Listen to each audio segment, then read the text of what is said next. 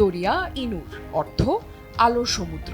কোহিনূরের মতোই দুর্লভ এই গোলাপি হীরাটি মহারাষ্ট্র, পাঞ্জাব, লন্ডন হয়ে এসে ঠাঁই নেয় ঢাকার নবাব পরিবারের সিন্দুকে। সরকারি নথি বলছে এটি রয়েছে সোনালী ব্যাংকের ভল্টে, সাদা কাপড়ে মোড়ানো এক সিলগালা প্যাকেটে। কিন্তু বাস্তবে বহু দশক ধরে কেউ চোখে দেখেনি হীরাটি। আদৌ দরিয়া ইনুর এখনো বাংলাদেশের মাটিতে আছে নাকি হারিয়ে গেছে ইতিহাসের ধুলোয়, তা ঘিরে তৈরি হয়েছে গভীর রহস্য।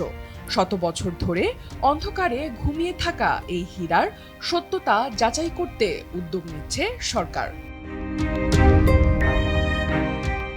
ইতিহাসের অন্যতম মূল্যবান ও রহস্যময় এই হীরাটি শুধু রত্ন নয়, একসময় ছিল বাংলার সম্মান ও গর্বের প্রতীক। কোহিনূরের মতোই এটি ভারতের গোলকুন্ডার খনি, অন্ধ্রপ্রদেশের পরিতলা কোল্লুর এলাকা থেকে উত্তোলিত।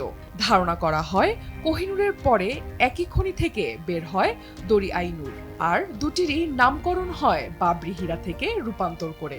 দরিয়া ইনুরের আভা গোলাপি আর কোহিনূরের লালচে, দুটি বিশ্ববিখ্যাত। দরিয়া ইনুর থেকে ছোট্ট একটি অংশ কেটে তৈরি করা হয় আরেকটি হীরা নুরুলাই, যার অর্থ আলোর চোখ। 1850 সালে লন্ডনের হাইড পার্কে রানী ভিক্টোরিয়ার সম্মানে আয়োজিত মহাপ্রদর্শনীতে দরিয়া ইনুর পাঠানো হয়। পরে ব্রিটিশ সরকারের তরফ থেকে কলকাতার হ্যামিল্টন অ্যান্ড কোম্পানি হীরাটি নিলামে তোলে। 1852 সালের নভেম্বরে ঢাকার জমিদার নবাব খাজা আলী মোল্লা এটি 75,000 টাকায় কিনে নেন। এরপর থেকে নবাব পরিবারের রত্নভাণ্ডারে জায়গা করে নেয় এই অসাধারণ হীরাটি।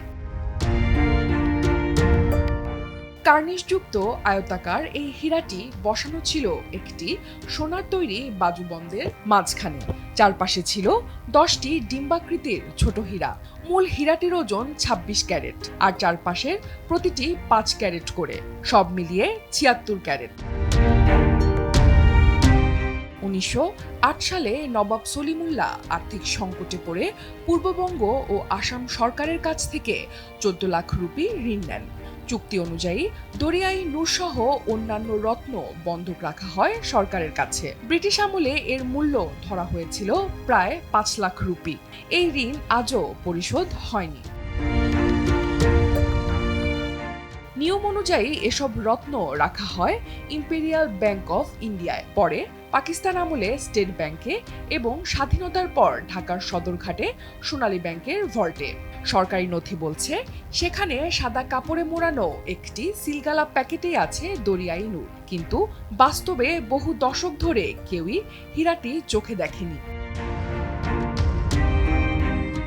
নথিপত্র বলছে 1908 থেকে 1953 সাল পর্যন্ত কখনোই দরিয়া ইনুর প্রদর্শিত হয়নি। এরপর 8 বার পরিদর্শন করা হলেও কোনো প্রতিবেদন মেলেনি। এমনকি ব্যাংক কর্মকর্তারাও নিশ্চিত নন প্যাকেটটির ভেতরে হীরা এখনো আছে কিনা। প্রায় 10 বছর আগে সোনালী ব্যাংকের মতিঝিল শাখায় স্থানান্তর হয় সেই প্যাকেট। এখনো সেটি ভল্টে আছে, কিন্তু সেটি খোলার সাহস বা দায়িত্ব কেউ নিতে চাননি। কারণ যদি এই হীরা না পাওয়া যায় তবে দায় কে নেবে, এই প্রশ্নেই বারবার থেমে গেছে উদ্যোগ।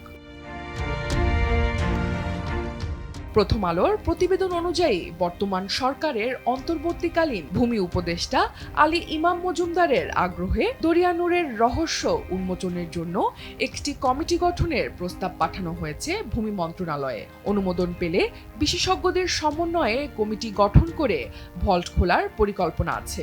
দীর্ঘদিনের ধোঁয়াশা দূর করে হীরাটির অস্তিত্ব যাচাই করতেই এই পদক্ষেপ।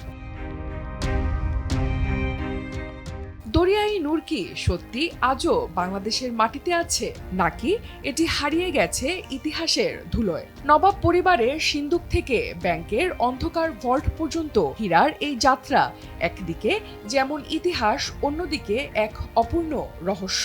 সময়ের পরতে পরতে হারিয়ে যাওয়া এই রত্ন যদি ফিরে আসে তাহলে তা হবে শুধু বাংলাদেশের নয়, গোটা বিশ্বের জন্য একটি ঐতিহাসিক পুনরুদ্ধার। অনন্যা দাস, দেশ টিভি।